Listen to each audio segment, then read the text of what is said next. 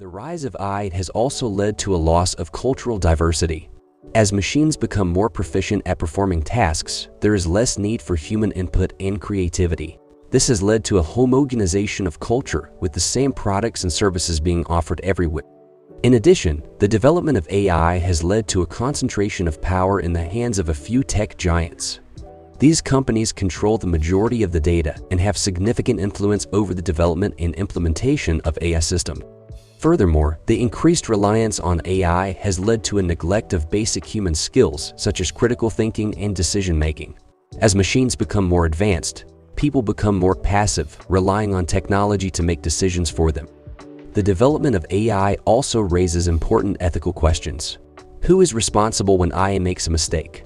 Who controls the decisions made by machines? These are questions that need to be answered as we move further into an AI-driven world. Despite these challenges, there is still hope. By working together and advocating for a human-centric approach to AI, we can create a world where technology serves the needs of everyone, not just a select few. Join us as we explore the complex and multifaceted reality of living in an AI-controlled world in 2030. Let's work together to build a future that is equitable, diverse, and sustainable.